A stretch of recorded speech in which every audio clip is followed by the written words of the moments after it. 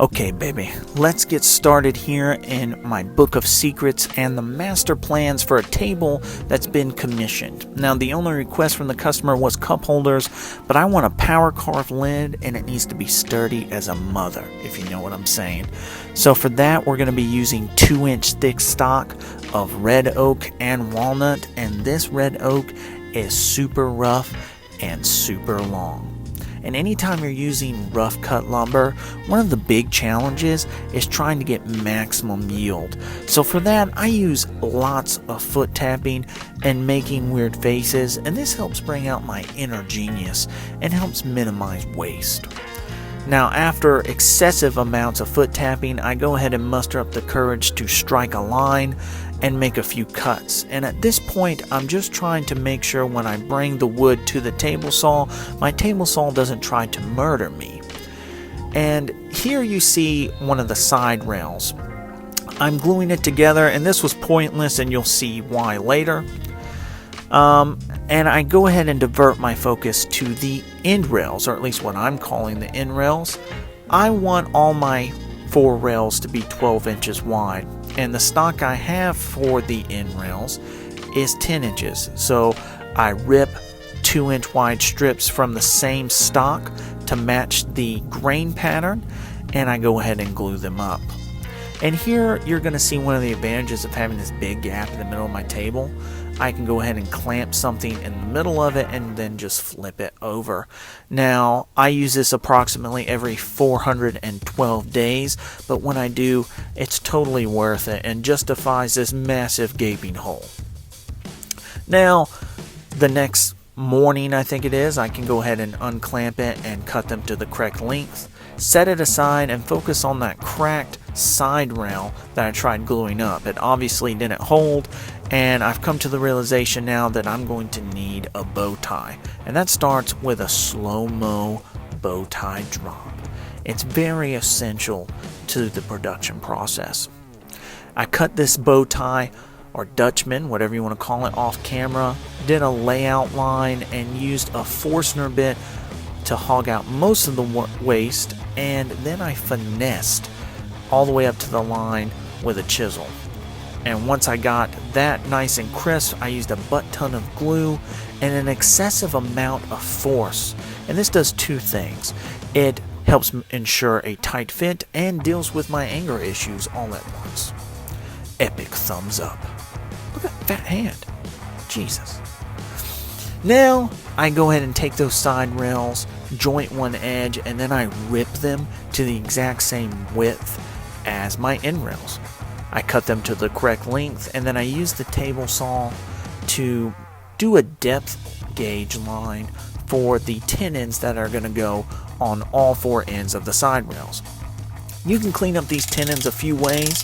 I start using a chisel, a hammer, and a hand plane. Some people are into this, but after I got plenty of TikToks and Snapchats, I came back to the 21st century and just used a router. Now, once I got the tenon done, I could then mark out lines for the mortises, and I use this completely non-sketchy setup to hog out the waste for that. Once that's done, I do a dry fit, and you can see this massive gap. That was actually a mistake. I cut my tenons too long, and you could either hide your mistakes or accent them. So accentuate is what we will do, and we're going to do that by cutting some walnut into 2-inch strips and making a collar around it. Now, this was a mistake and not intended, but it ended up being one of the best parts of the build, in my opinion. You tell me in the comments later. Now, I'm using the CA glue mixed with wood glue trick to help hold it in, and that helps with clamping. And then I just did a rough sanding, and then I could glue up all 4 rails together, set that aside, and start working on my leg stock. I gathered up the random red oak scrap I had around the shop, ripped the remaining rough stock I had to 4 inches, and then I'm going to laminate these legs together in one massive glue up. And later I'll deal with making sure they're all the same thickness and width and length. And of course, like all glue-ups, an excessive amount of force is always good. While that's gluing, you can go ahead and rip, or I go ahead and rip up some red oak plywood. And this is going to be for the basin. This is the part where the actual board game goes. And it's going to be covered with felt. So glue and screw is all you need. And once I have the carcass of that done, I go ahead and use some large lag bolts to attach some support stretchers on the underside of the table. And then I put a screw in each corner of the basin, flip the table over, and then I use this spacer block to make sure that the basin is the same level around all of the tabletop. Then I can go ahead and pre-drill and glue and screw those riser blocks on the side of the basin. So now the basin has support around all four sides and will be very secure. Now I can go ahead and use the planer to make sure that the thickness of all the legs is the same, and I use the table saw to cut them all to length. Boom, boom, boom, boom. Now you can go ahead and switch the table saw over to 45 degrees, and I'm going to be using this to cut out the diagonal supports. This is the piece of wood that helps connect the side skirts together. And this starts by drilling and screwing the skirts to the tabletop in a few places, and then I glue and screw the diagonal supports to the table skirts. Now I can go ahead and take a pencil and mark out a line on the legs, and this gives me a line to gauge, and I can match that up with a line on my table saw and use it as a stop. I have my blade at 45 degrees, and once I've hit that line on the tabletop, I can go ahead and pull it out and finish that cut with a handsaw. And then once that's done, I can then use a chisel to smooth that out. And this is all to make sure that I have a flat surface for me to drill into, because I'm going to be using 5-inch lag bolts to attach the legs to the table. And I'm having to drill from the outside in because the drill wouldn't fit on the inside. So after I do that, I remove the drill bit, place it in backwards, and then I can use the drill bit through the hole to mark a line in the leg so that I can remove it and then freehand drill into the leg. And this is me ratcheting this in real time. I am legitly that fast, and this is not edited in any way. But for those of you who might ask, this lag bolt was very, very secure. I was impressed with it. Now next we're going to need an epic walnut board drop, because we're about to make a large panel that we can glue up and then take outside and power carve for the lid of the basin. Now I already had a draw out of what I kind of wanted, and you saw those in the master plans, but a lot of this is free forming and one of the most rewarding parts of, I think, the creative process.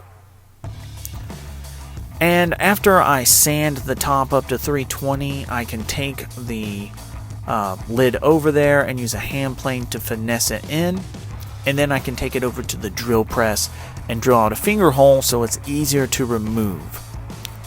As far as the end grain of the plywood, I go ahead and use some very thin strips of walnut to cover that, and then I can divert my attention over to the cup holders.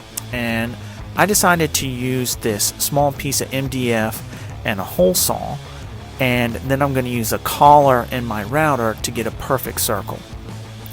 To make sure I have even cup holders around all the table, I attach the strip with glue and countersunk screws, and then I can clamp it to the table and use my router to get a perfect layout and depth on all of the cup holders. And next I mix up some black epoxy to not only fill up the cracks and void, but I also fill the bottom of the cup holders to help with moisture, and because it was really hard to sand the bottom of those. Now once all that dries, I can go ahead and use my favorite finish, Armor Seal, Not only does it give great protection, but it just makes all wood look beautiful. Do you guys like my cup? My wife made it because I'm the goat.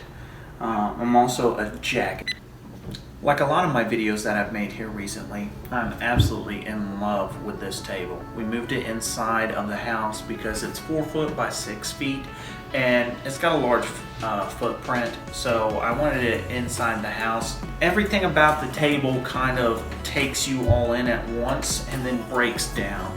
You have this, obviously the lid is probably the first thing that you notice when you come into it.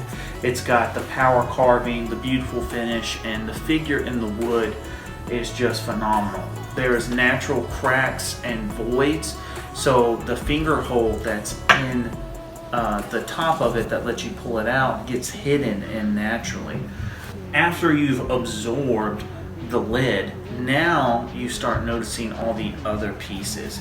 You start noticing this cloud lift step, green and green inspired section that transitions from the end to the side rails here. Then you start noticing all of the figure in the wood itself, the epoxy fills, and then the bow tie, which is still probably my favorite. It's the first thing I did on it, and it's probably still my favorite. But this table probably weighs 300 to 400 pounds, so it's not going anywhere. Once this lid comes off, there's a felt bottom, and I attached 2 little knobs so that you can pull out the felt. The felt is attached to a piece of plywood, and there's some riser blocks underneath it. That's pretty much it, guys. Thank you so much for watching this video. Thank you for all of you who have liked my videos and subscribed here recently. I really do appreciate that. And I've actually had quite a few people been leaving comments.